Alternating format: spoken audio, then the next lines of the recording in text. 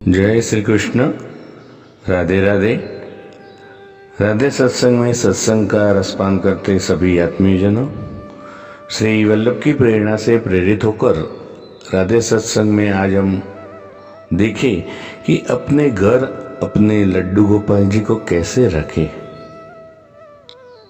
प्रियजनों, इससे पूर्व अगर आपने राधे सत्संग चैनल को सब्सक्राइब न किया हो तो सब्सक्राइब कर लेना, जिससे आपको हर सत्संग की जानकारी मिल सके।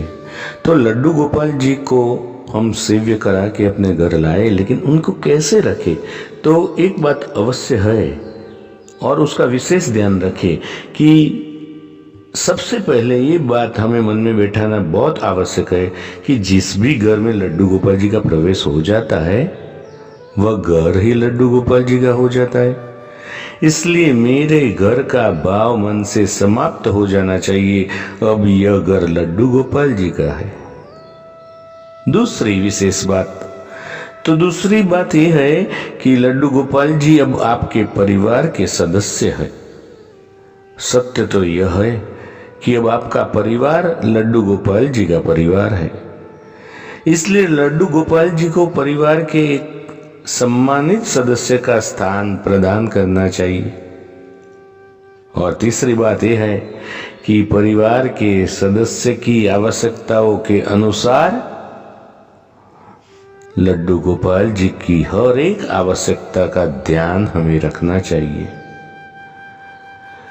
प्रियजनों, एक विशेष बात यह है कि लड्डू गोपाल जी किसी विशेष ताम जाम के नहीं, आपके प्रेम और आपके भाव के भूखे हैं।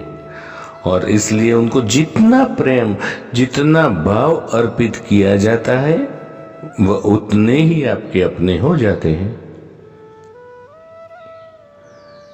दूसरी बात यह है कि प्रतिदिन सुबह प्रातः उठ के लड्डू जी को स्नान अवश्य कराए, परंतु स्नान कराने के लिए इस बात का विशेष ध्यान रखें कि जिस प्रकार घर का कोई सदस्य सर्दी में गर्म पानी व गर्मी में ठंडे पानी से स्नान करता है, उसी प्रकार से लड्डू गोपाल जी का स्नान के लिए मौसम के अनुसार पानी का चयन करें।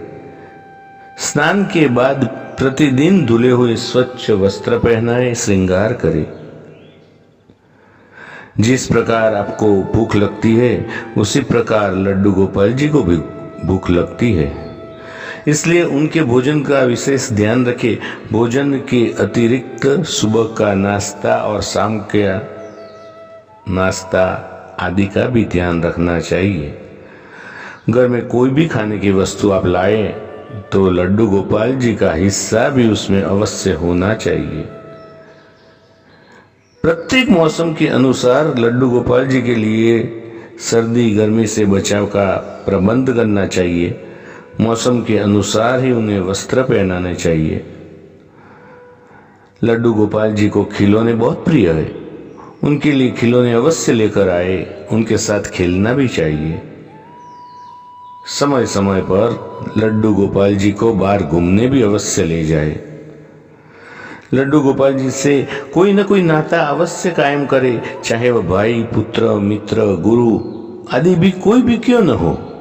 जो भी नाता लड्डू गोपाल जी से बनाए उसको प्रेम और निष्ठा से निभाए और अपने लड्डू गोपाल जी को कोई प्यारा सा नाम भी अवश्य दे दे। लड्डू गोपाल जी से प्रेम पूर्वक बातें करे, उनके साथ खेले। जिस प्रकार घर के अन्य सदस्यों को भोजन कराते हैं उसी प्रकार उनको भी प्रेम से भोजन कराए। पहले लड्डू गोपाल को भोजन कराए, उसके बाद स्वयं भोजन करे। प्रतिदिन रात्रि में लड्डू गोपाल जी को शयन अवश्य कराए और जिस प्रकार एक छोटे बालक को प्रेम से सुलाते हैं उसी प्रकार से उनको भी सुलाए, थपथपाए, लोरी सुनाए। प्रतिदिन प्रातः प्रेम पूर्वक पुकार कर उनको जगाए। किसी भी घर में प्रवेश के साथ ही लड्डू गोपाल जी में प्राण प्रतिष्ठा हो जाती है। इसलिए उनको मात्र प्रतिमा न समझो, घर के एक सदस्य के रूप में ही आप समझिए, उनके साथ ऐसा ही व्यवहार कीजिए।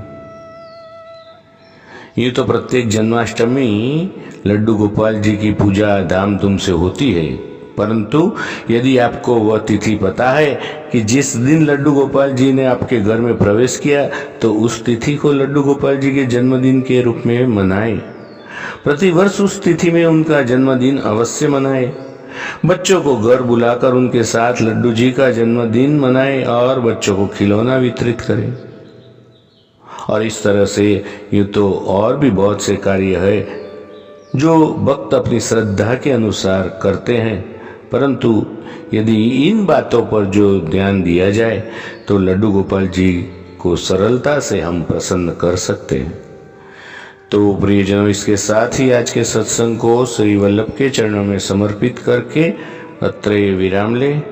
फिर मिलेंगे राधे सत्संग में नए सत्संग के साथ। जय श्री कृष्ण। राधे राधे।